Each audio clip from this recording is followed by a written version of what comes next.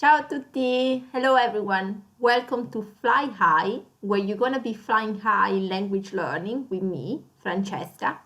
What better way to start your Italian journey than learning how to say who you are? In this lesson, we'll be learning the verb to be in Italian, il verbo essere. Let's explore it together.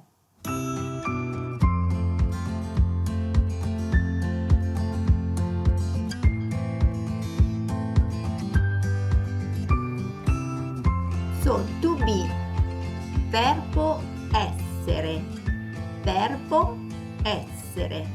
Verbo means verb, essere is the infinitive form of to be. Let's see how we conjugate this verb. Io sono, I am. Tu sei, you are. Lui è, he is. Lei è, she is. Noi siamo, we are. Voi siete, you are for the plural form. Loro sono, they are. Just a little note about the I in English that is capitalized, is always capitalized, whether it's at the beginning of the sentence, in the middle of the sentence, any other position, it is capitalized as a rule. In Italian, io is not capitalized unless it's at the beginning of a sentence.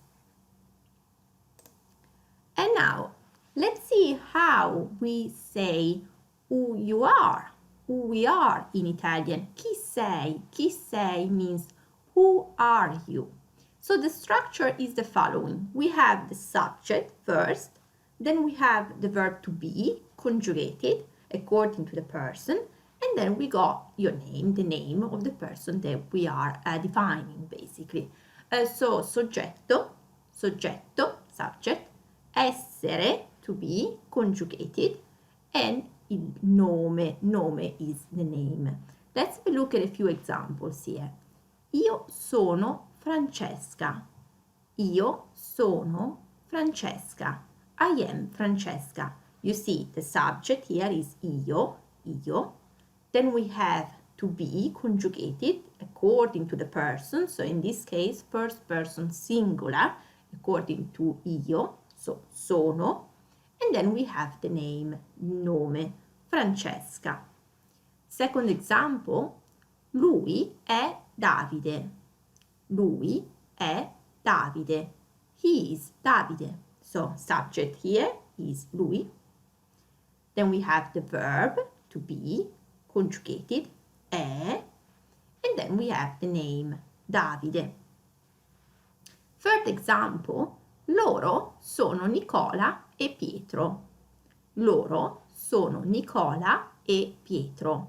They are Nicola and Pietro. So loro is the subject.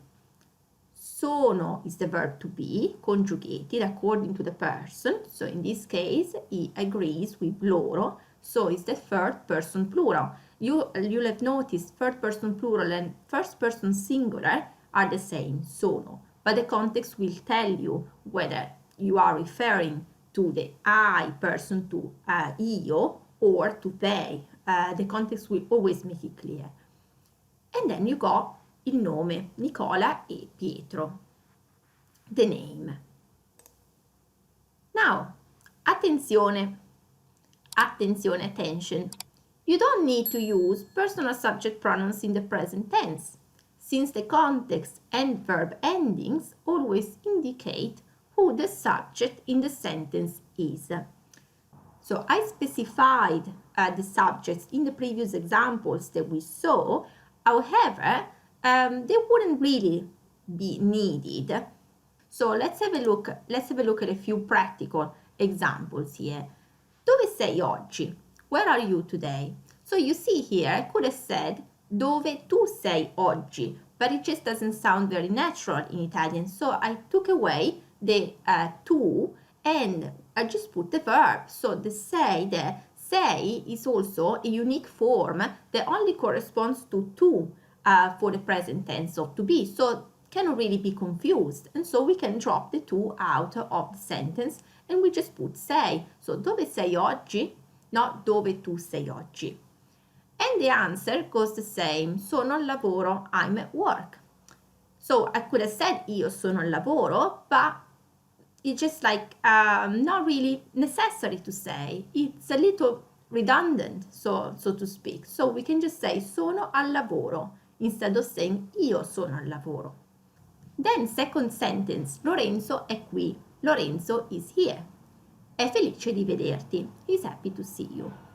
So in this case here we got è felice di vederti and we don't have to say lui è felice di vederti. Why? Because the context makes it clear that we are referring to a lui, because we say Lorenzo in the previous sentence and Lorenzo is a masculine noun. So we the è felice di vederti. Yes, it can also refer to she, so it could potentially lead to confusion. But we see we have the sentence before that says Lorenzo, so it's a masculine noun, so we don't need to say lui, we know that it's a lui, and we just say è felice di vederti. In terms of lui e lei, for the third person, as the verb form is the same for masculine and feminine, yes, it will depend. If it's the first time in the conversation that you're mentioning he or she, you will have to say lui or lei, otherwise it is going to be sounding confusing. But if the conversation has already mentioned the masculine or the feminine noun, then there is no need to repeat it in the following sentences in the conversation, basically. And then we have the third sentence. Siamo quasi a casa. We're almost home. Siamo quasi a casa. Again, I could have said noi siamo quasi a casa. However, in everyday Italian, we just take away the noi and the sentence starts directly with siamo. Some more examples. Sei contenta di vedermi? Are you happy to see me? Instead of saying tu sei contenta di vedermi, we take away the tu and we say directly sei contenta di vedermi. Siete sempre benvenuti a casa mia. You are always welcome in my home. So siete sempre benvenuti a casa mia. Again, here we don't say voi siete sempre benvenuti a casa mia. Siete is a unique form of the verb to be conjugated in the second person plural. Just voi conjugates with siete. And then we have number 6. I miei cani e gatti sono adorabili. I miei cani e gatti sono adorabili. My dogs and cats are adorable. So in this case here, I didn't use the personal subject pronouns just to exemplify that it's only when we have a subject that consists in a personal subject pronoun. So in either I, you, he or she, we, you, or they.